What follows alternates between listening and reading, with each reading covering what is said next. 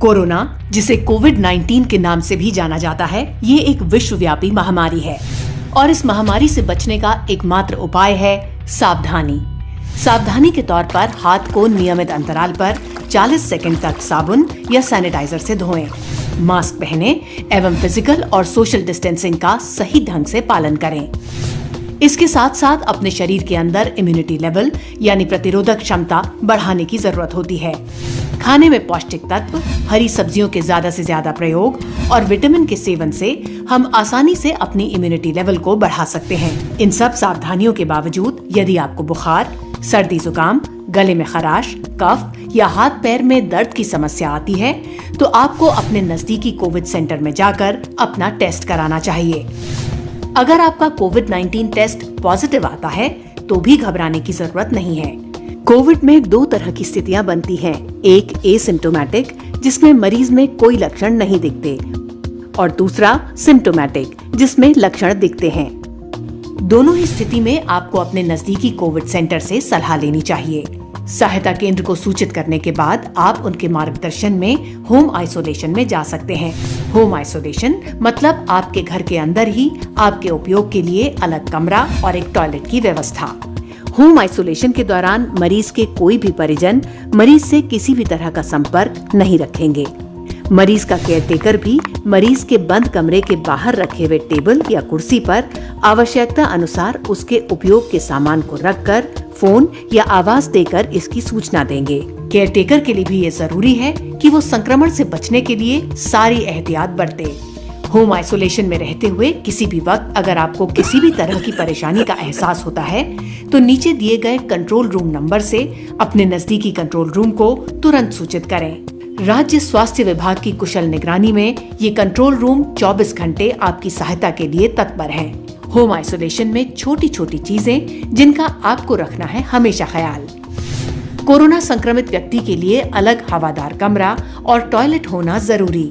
मरीज की देखभाल के लिए किसी एक व्यक्ति का 24 घंटे उपलब्ध रहना जरूरी।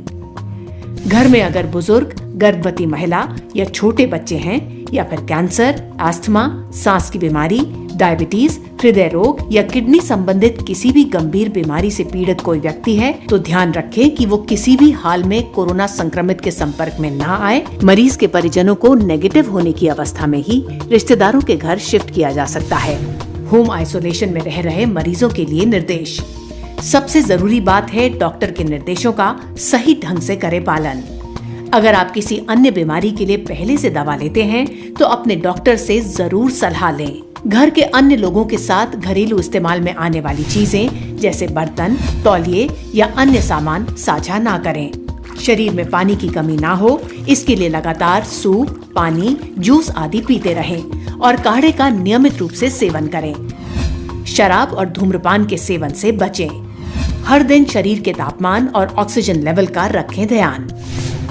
होम आइसोलेशन मरीज हेतु आवश्यक शर्तें। मरीज एवं उनके परिजन किसी भी परिस्थिति में घर से बाहर नहीं निकलेंगे और न ही बाहर से परिजन, मित्र या कोई अन्य व्यक्ति उनसे मिलने आ सकेगा।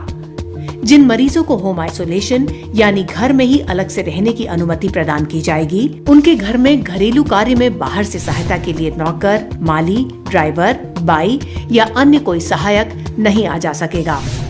होम आइसोलेशन में जाने से पहले मरीज अपने लिए थर्मामीटर और पल्स ऑक्सीमीटर की व्यवस्था पहले से सुनिश्चित करें। और आखिर में सबसे पते की बात, होम आइसोलेशन को सजा की तरह ना लें। इस वक्त का उपयोग टीवी पर अपना मनपसंद कार्यक्रम देखने, संगीत सुनने, किताबें पढ़ने या जिस भी चीज में आपका दिल लगता है वो करने में करें। भरोसा रखिए, कोविड के खिलाफ इस जंग में आपकी जीत तय है। राज्य सरकार आपकी सुरक्षा के लिए 24 घंटे मुस्तैद है। राज्य शासन, हमारे सारे विभाग, चिकित्सक, सफाई कर्मी, पुलिस आदि कोरोना संक्रमण के प्रसार को रोकने और उपचार में लगे हैं। लेकिन अगर आप सावधानी नहीं रखेंगे, बचाव के उपायों का पालन नहीं करेंगे तो फिर कोरोना वायरस संक्रमण की रोकथाम मुश्किल होगी।